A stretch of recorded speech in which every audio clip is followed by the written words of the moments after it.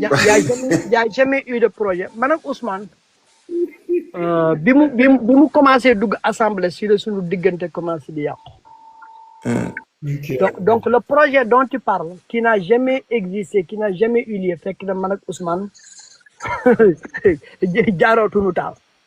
donc man ak Ousmane c'est 3 phases sama relation Ousmane ci ñetti anam la benn anam bu njëkk bi Ousmane moom moo doon wër sama numéro téléphone pour xam ma kan moo ko jox Georges Déthié Diop mi génn àdduna noonu moom moo ko jox pour ma xam kan mooy Ousmane il a fallu que mu expliquer ni man maa ngi tudd Ousmane Sonko man inspecteur des impôts la dama gis nga def benn reportage sur le pétrole man vraiment ma gis ni pétrole bi li nga ciy wax ni Sénégal daf ci perdre ay taxes yu bare ma ne ko en bon mu ni ma sax dama wër sa numéro ba sonn Georges Déthié après mooma ma jikki sax ba ma mën ko am donc ku ma présenté noonu boppam Ousmane kon xam nga ne kon kenn xamu ko woon parce que bu fekkoon xamoon nañ ko du def boobu discours yëpp pour man ma mën a accepter wax ak moom donc comme moment boobu moment de trouble la mënu ma woon wóolu ku nekk lay waxal après ma ne ko bon tu me laisses son numéro après je te rappelle quelques jours après moom mu woote waat ni ma grand dégguma la de dégg nga après nag mu ni ma moom ci waxu taxi yi la bëgg wax ma ne ko non man xaw ma dara ci taxi man daal ay licence su pétrole laay mën a wax ak yooyu mais taxi mu ne ma non man inspecteur des impôts la léegi dama ci bëggoon ay kii élément ma ne ko donc dinaa la envoyer les documents nga xool ko bi ma ko envoyé documents yi bi mu ko jotee dafa ni ma mais grand man dégguma anglais li anglais la ma ne ko non dinaa la booleeg kenn ku la mënal defal traduction mu ni ma sax xam naa kenn kooku dina ma ko mën a defal mu jël dossier bi yóbbul kooku def traduction bi mu amee traduction française bi mu woo ma bi ma woowee nag ma ne ko très bien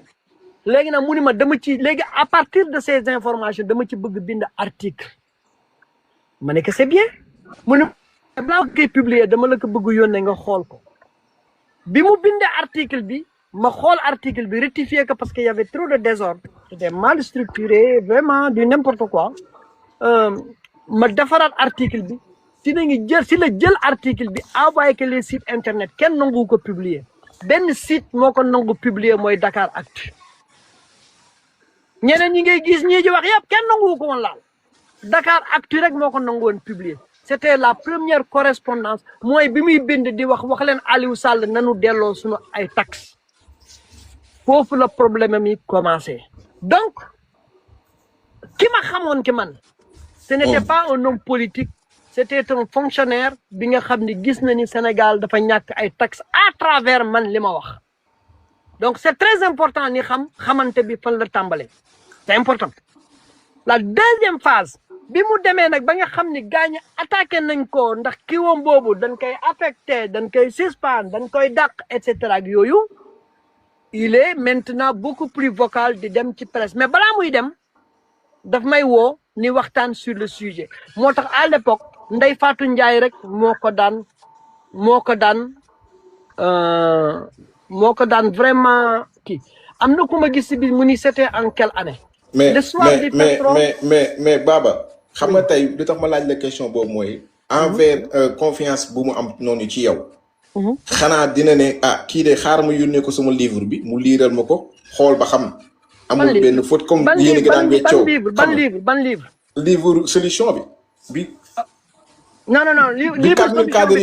non livre solution bi fekk na nos relations se sont déjà cassées.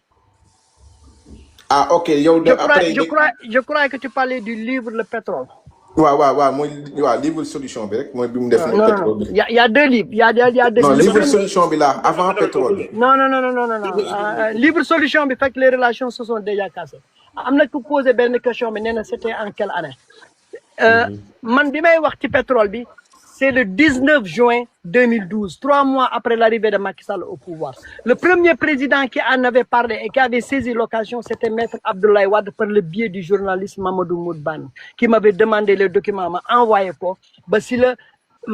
Abdoulaye Wade bougon def une rencontre avec les avocats de Karim Wade, bobu ni condamné Karim Wade. Bima Moudbane wowe, man ak Moudbane ni wax ko ni que lolu du stratégie bu baax. Meilleure stratégie moy nga woté ben meeting place de l'Obélisque. nga wax waxu pétrole bi comme Abdoulaye Wade est un politicien ba mu demee nag place de l'Obélisque mu ni Macky Sall jël na 30% pétrole du Sénégal jox ko frère am Aliou Sall si l'histoire du pétrole a commencé à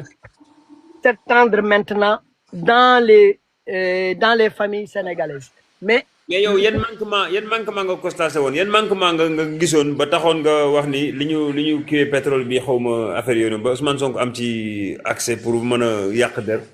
non moom lay wax mooy la période de la licence mooy bi Macky Sall signé licence bi jox ko Franck Timis. bi mu ko joxee Franck Timis si la def reportage comme quoi que ni ki ñu ko jox c'est un partenaire du frère du président. léegi nag waaw loolu affaire bi du woon scandale bi nga xam ne waroon na ko nekk moom laay wax ba ni APR nu mu communiquer moo baaxul au moment où de répondre ak xam-xam dañu indi ay saagakat donc c'est dans ce bruit-là que ces gens-là ont tout enflammé avec les réseaux sociaux affaire bi nekk benn scandale bi nga xam ne waru ko woon nekk donc tu vois ah ci 10% yi parce que ki la bind sax c'était quelle année moom bind la sax njëkk naa bind ci laa jëm ni donc moom Ousmane Sonko mu ngi commencé ñëw en fin 2013 yooyu parce que bi affaire bi demee ba bare si la ñëw nag mu laaj ma bi ma laajee moom étant inspecteur des impôts Pastef n'existait pas l'homme politique Ousmane Sonko n'existait pas c'était un jeune fonctionnaire bu gisoon li ni mel di wax lii may wax ni kon Sénégal war na ci am taxe c'est là où on avait assisté l'entrée de Cosmos war a liggéeyandoog Franck Timis léegi nag mais jamono jooju boobu ban année la woon. en 2013 juste avant 2014. ok avant 2013. La création de Pastef. ok kon xam naa boobu bi muy jokkoo ak yow mi ngi jokkoo kii beneen journaliste bi nekk France laa te mu Madiambal Diagne parce que yéen ñaar yéen a bokk daanaka même histoire bi ngay expliquer nii. waaw c'est que sa xoolal ñoom Madiambal Diagne sax c'est après. non Madiambal du pétrole de Madiambal c'était juste que. ne non pas pétrole dama ne mi ngi doon jokkoo ak moom laa. même c'est-à-dire que ni. Madiambal Diagne da ko doon conseiller je suis le premier journaliste bu Ousmane Sonko waxal parce que mooy li ma lay expliquer bi may woo ci jamono boobu il était juste un fonctionnaire qui ne connaissait rien.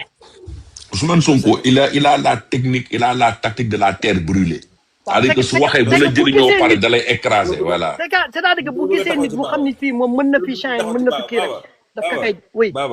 non man dafa am sax benn question boo bëgg laaj Baba sax bu am solo. waaw jàllal Baye Fall ba pare waaw. prenez tout votre temps.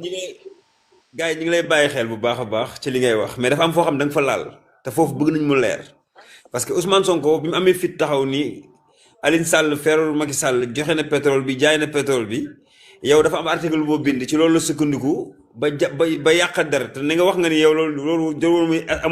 amul scandale quoi mais su quoi waa APR ñoo ko topp ci gatsa bi. ok léegi yow yan article nga bindoon ci jamono jooju ba Ousmane Sonko sukkandiku ci ba nax Sénégalais yi ci 6 000 milliards ku nekk war nañu jox 400 000 francs CFA. 6 000 milliards voilà c'est-à-dire que xoolal. la moo mais Baye Fall yaa ngi mel ne ku nekk sama xel bi fi mu nekk nii loolu laa doon bëgg laaj. voilà léegi écoutez bien. lan moo nekkoon réaction am quoi moom. écoute bien moom laa leen di wax mbal leen histoire pétrole bi dafa def ay phase yi nga xam ne boo deful nànk rek da ngay dugal da ngay jaxase mbir mi loolu moo tax nit ñi jaxasoo au fait parce que gis nga histoire 6 000 milliards yooyu ngay wax c'est vers la fin de l'histoire du pétrole yooyu après la mais dafa am lu am 3 mois après l'arrivée de Macky Sall au pouvoir c'était le 19 juin 2012 le 19 juin 2012 laa ni Sénégal dafa joxe ay licence de pétrole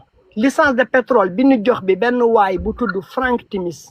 kooku c'est un partenaire du frère du président au moment où le président sénégalais mu ngi poursuivre le fils de l'ex-président ci implication dans la gestion de ce pays en même temps mu ngi jox licence su pétrole waxuma pétrole de licence su pétrole. mais naka la ñuy joxee licence su pétrole te fekk boobu pétrole bi commencé guñ ko woon utiliser. maanaam non licence d'exploitation. non c'est bien d'exploration. lu tax ma ni émission yi day am solo parce que ñi koy déglu ñi pétrole lu bees la si ñoom xam nga ñun pétrole lu ñu ci xam dem ci boutique bi ni jaay la lampe nga dugal pétrole bi daal di taal jeex na ñun loolu lañ ci xam donc xamuñu ki leneen sama tante boo demee di ko laaj pétrole bi day yóbbu rek ni jaay ko pétrole nattal ko ci bouteille bi mu ñëw sotti taal jeex na loolu dala xam ci pétrole. ok donc moo tax mu important cette question là. pétrole dafa am ay phase dafa am ñu ñuy woowee risk takers yooyu ñoom dañuy am seen alal yow yaa moom suuf si ñu ni la yow de sa suuf si de ñun mën nañu ñëw def ay recherche ay prospection seet ndegam am nga dara léegi nag buñ fa gisee ni toog waxtaan seet nun ciy liggéey nun koy séddoowee buñ fa gisul dara ni dagale suñuy bagage ñibbi waaye information yin fa jot a am yow yaa koy moom donc man Baba Aidara bu ma ñëwee may seet ndar pétrole gisuma ko xam nga jot naa am yenn information ba nu demee 200 mètres lii nañ fa gis bi nu demee 300 mètres lii nañ fa gis et cetera information yooyu Petrosen moo koy moom man damay perte sama alal bi ma fa defoon yëpp dem donc loolu mooy première phase du pétrole donc Frank Timis bi muy ñëw pétrole amul. pétrole yaa ngi soogay wax waxu pétrole donc Ousmane Sonko jamono bi muy wax yëpp pétrole amul waxu licence lañ doon wax mais sénégalais yi ñoo transformé licence en pétrole alors que y avait pas de pétrole. mais kon bi Ousmane Sonko naan Alioune Sall jaay na pétrole bi 1600 milliards boobu fekk na amul. on parlait de licence mais pétrole yaa ngi ni yow pétrole kay bi Diomaye Faye ñëwee kay gis nga ci télé bi Birame Souleye indil ko benn barigo bu ndaw ni que lii mooy gud yi njëkk génn loolu kay ñëpp gis nañ. ok licence bi du pétrole licence bi. léegi man li ma bëgg xam mooy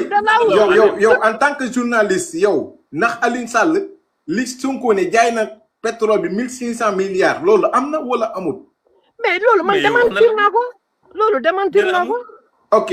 loolu bi ma ko démentir dafay tey bi mu ko waxee c'est-à-dire que xam nga fan laa njëkk a waxante Ousmane Sonko li ngay wax du noonu émission ak Ndeye Fatou. bi mu demee ni gaa ñi ni ngi yab pétrole bi di ko yab di ko yóbbu ba Ndeye Fatou ni ko kon commencé na ngi di yóbbu pétrole bi léegi nag si la hésité mu ni ko ñun daal loolu moom mu ngi noonu waxam boobu leerul foofu laa ko woowee ni ko ma ne ko sëñ bi bàyyi looyu ngay wax sëñ bi sax laa ko wax ma ne ko booy wax yooyu borom xam-xam yi buñ la déggoo dootuñu la jël au sérieux mu ni ma moo tax déglu woo ma sànq moo tax non sénégalais yi da ngay zëmbale rek.